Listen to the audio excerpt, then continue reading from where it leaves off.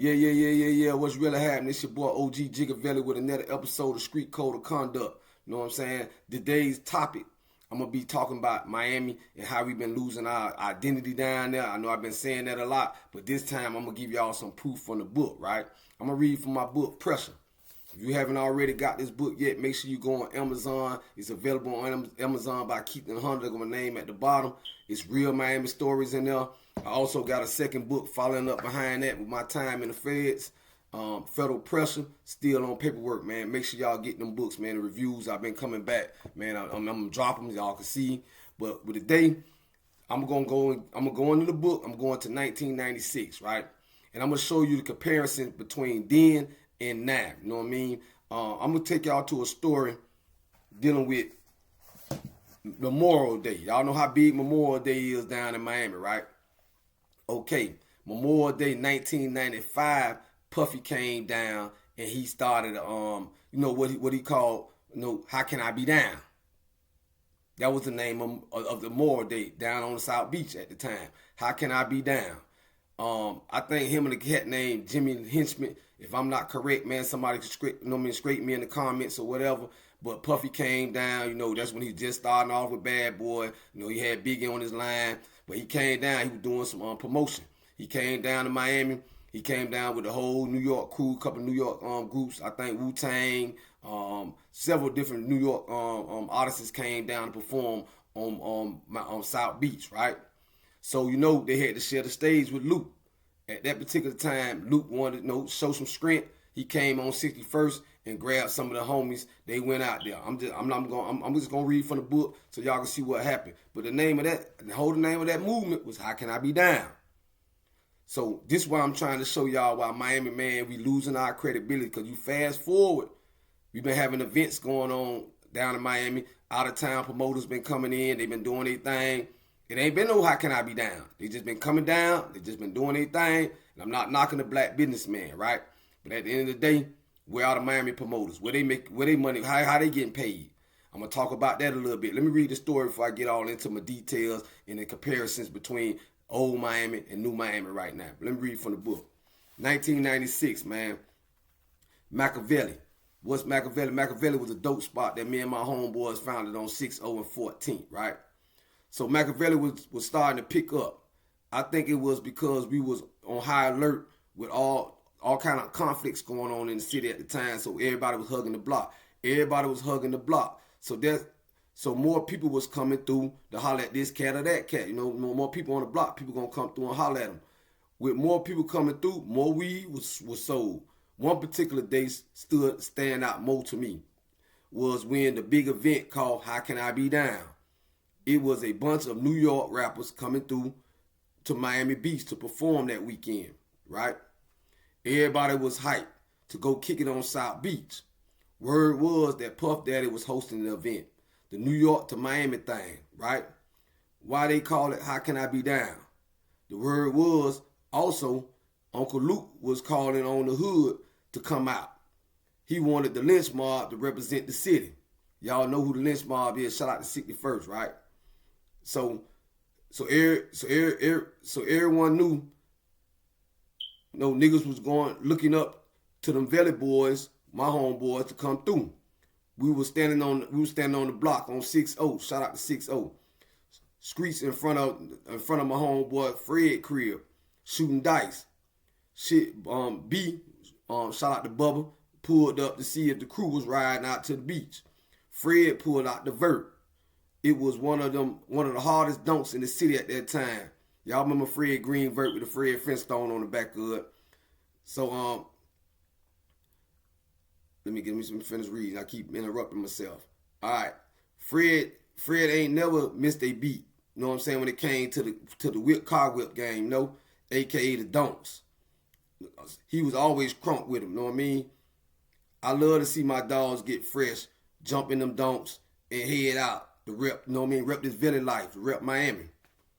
I never really liked to hang out, talking about myself. You know what I'm saying? If my money wasn't right. All my homies knew if my pocket wasn't right, I wasn't with it. They damn near had to make me go to the strip club. You know what I mean? I'd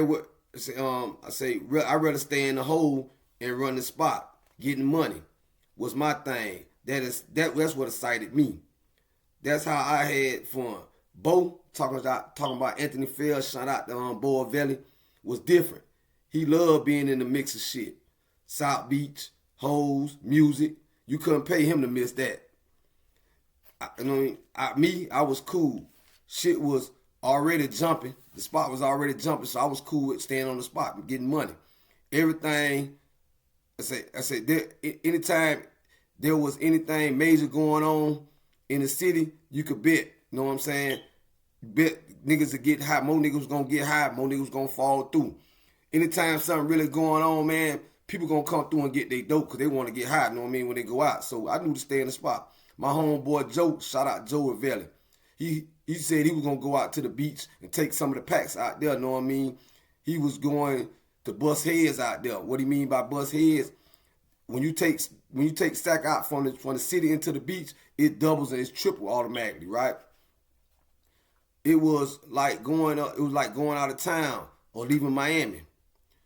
Shit, when I said that, I hated that I didn't volunteer to, you know what I mean, to stay back. I didn't think, you know what I mean? Damn, I should have went on out there and got some money and still had some fun. They was pulling off 10 car deep. That's how everybody rode. You know, everybody load up in the cars. They go out to, you know what I mean? They move at one. That's how we move. It was still packs of, the block was still packed. Everybody wasn't going at once. They still had a CeeLo game going on. Some of the cats, you know what I mean, was down bad, so they weren't, you know what I mean, the dice game was still going. Some cats ain't want to leave.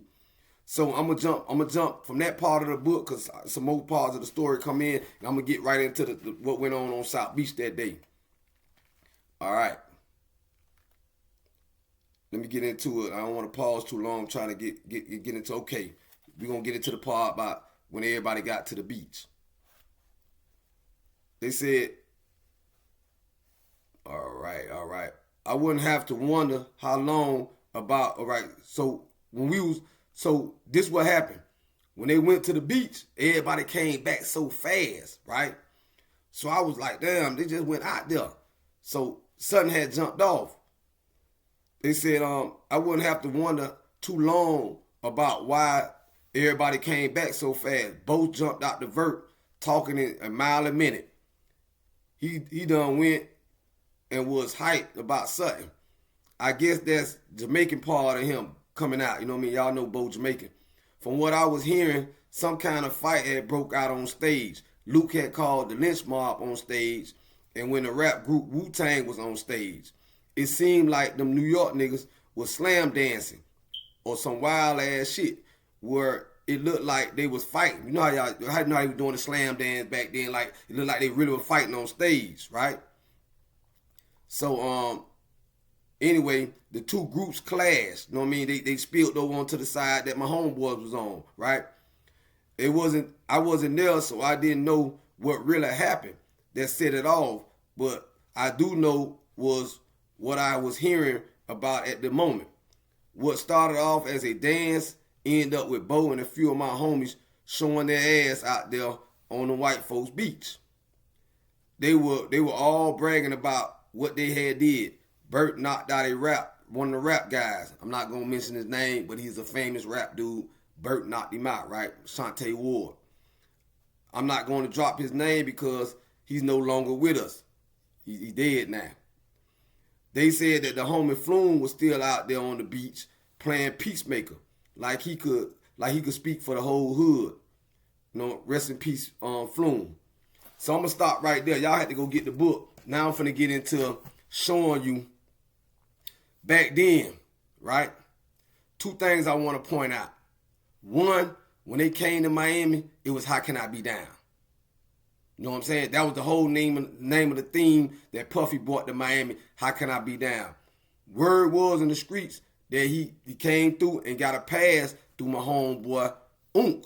Y'all don't know who Unk is. Unk a big player down in Miami from down south. He was just stepping into the promoting game, right? So I think they collaborated with Unk and maybe a few other Miami promoters. If I'm not correct, I can stand and straighten it. But that was the word on the street, that Unk gave them they pass to do that, you know what I mean, the how can I be down situation. Anyway, comparison to now, y'all know we got the Rolling Loud situation going on in Miami every